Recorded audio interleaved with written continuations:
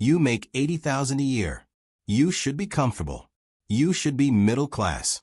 But every month, after the mortgage or rent, the car payments, the childcare, the groceries, the insurance, you look at your account and wonder where it all went. You are not failing. You are just expensive to be middle class. Here is what nobody tells you. Middle class is not a feeling. It is not a lifestyle aspiration. It is a math problem. And the math has changed. The median household income in the United States is around $84,000. Middle class typically means you earn between 2/3 and twice that amount. That puts the middle class income range somewhere between $55,000 and $167,000. But income is only half the equation. The other half is cost.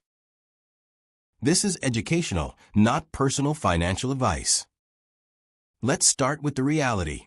The average American household spends $6,440 per month. That is $77,280 a year. If you are making $84,000 before taxes, you might bring home around $60,000 after federal, state, and payroll taxes. You are already $17,000 short of average spending. This is why middle class feels tight. You are not overspending on luxuries. You are just paying the baseline cost of a middle-class life. The spending breaks down into categories, but 3 of them dominate everything: housing, transportation, and childcare. These are the big 3. They are not optional for most families. They are structural, and they are where middle class gets expensive. Let's talk about housing first. The average American household spends $2,120 a month on housing. That includes mortgage or rent, property taxes, insurance, utilities, and maintenance. If you own a home with a mortgage, the median monthly payment is around $2,768. If you rent, the average is around $2,000 a month. Either way, housing is eating 30 to 35% of your monthly budget. Here is the trap. Society tells you that owning a home is part of the middle-class dream. And it can be. But the cost of homeownership has risen faster than incomes. The average home value in the United States is around $360,000. If you put 10% down and finance the rest at current mortgage rates, you are looking at a monthly payment well over $2,000 before property taxes and insurance. Add those in, and you are pushing $2,500 to $3,000 a month in many areas. Renting is not much better. In major metro areas, average rent for a 2-bedroom apartment can easily hit $2,500 to $3,000. You are not building equity, but you are also not responsible for maintenance or property taxes. The math is messy, and both options are expensive. Here is the part most people miss. Housing is the single biggest lever you have to control middle-class costs. If you can reduce your housing expense by even $500 a month, that is $6,000 a year. That is real money. But reducing housing costs often means making trade-offs. Moving to a less expensive area. Downsizing. Taking on a longer commute. Renting instead of buying, or vice versa. These are not easy decisions, but they are the decisions that define whether middle class is sustainable for your income level. Now, let's talk about transportation. The average household spends around $600 to $700 a month on transportation. That includes car payments, insurance, gas, maintenance, and repairs. If you are financing a new car, the average monthly payment is $748. For a used car, it is around $532. Add insurance, gas, and maintenance, and you are easily at $800 to $1,000 a month for one vehicle. If your household has 2 cars, double it. Here is the psychology. Car payments have become normalized. You walk into a dealership, they ask what monthly payment you can afford, and you finance a car for 6 or 7 years. The average car loan term is now almost 70 months. That is nearly 6 years of payments. You are not thinking about the total cost of the car. You are thinking about whether you can fit $500 or $700 into your monthly budget. The dealership makes it easy. The banks make it easy. And you drive off the lot feeling like you made a smart decision. But here is the math they do not show you. A $45,000 car financed over 6 years at 7% interest costs you over $53,000 total. You are paying $8,000 in interest alone.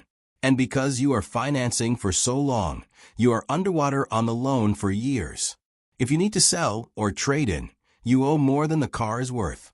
You are trapped in the payment cycle. Transportation is the second major lever. If you can drive a paid-off car or finance a reliable used car for 3 years instead of a new car for 6, you can cut your transportation costs in half. That is $3,000 to $4,000 a year. For a middle-class family, that is the difference between living paycheck to paycheck and having breathing room. Now, let's talk about the third bucket, childcare. If you have young kids, this is often the single most painful expense. The average cost of childcare in the United States ranges from $7,000 to $20,000 per year per child, depending on your state and the age of the child. In expensive metro areas like New York or San Francisco, you can pay $20,000 or more for one infant in full-time daycare. That is $2,000 a month for one child. If you have 2 kids in daycare, you are paying $3,000 to $4,000 a month. That is more than most people pay for housing. And it is not deductible in any meaningful way. The Child and Dependent Care Tax credit caps at $3,000 for one child or $6,000 for 2 or more, and it phases out at higher incomes. For many middle-class families, childcare is essentially paid with after-tax dollars. It is brutal. Here is the impossible math. Let's say you are a dual-income household. One parent makes $50,000 a year.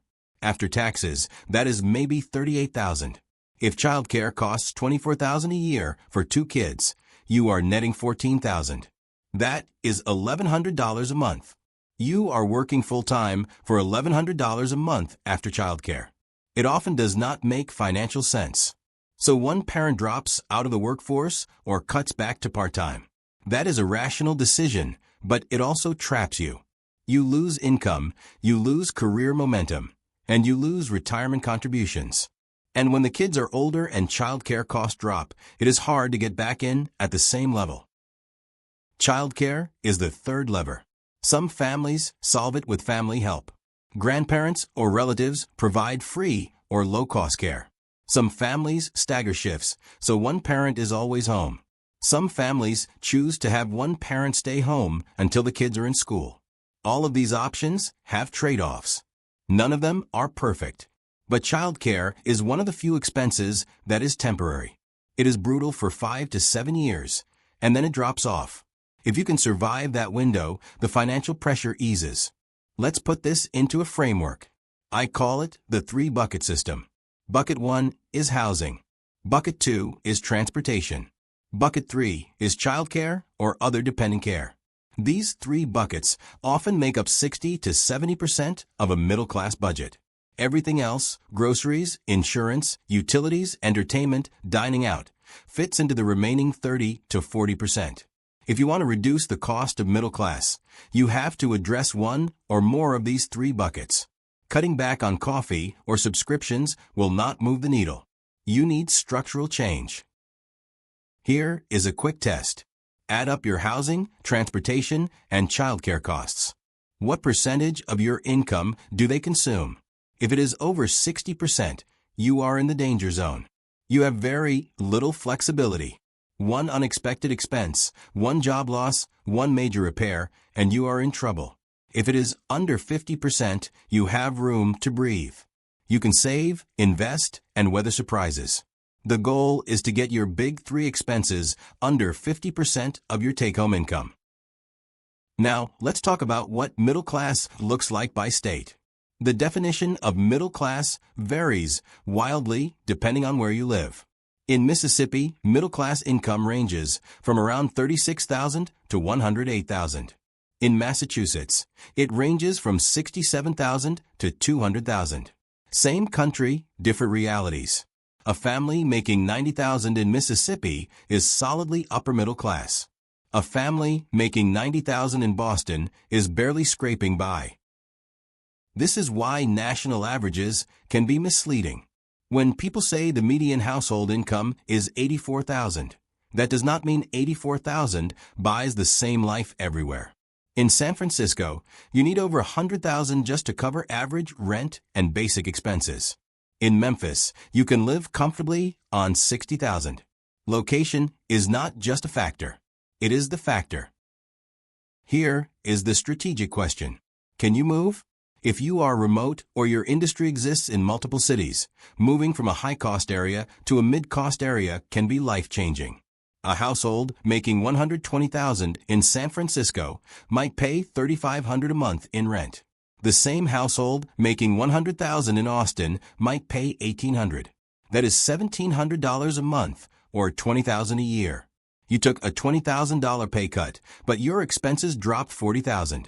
You are ahead by $20,000. Not everyone can move. Jobs, family, schools, all of these tie you to a location. But if you can move, it is the single biggest financial lever available.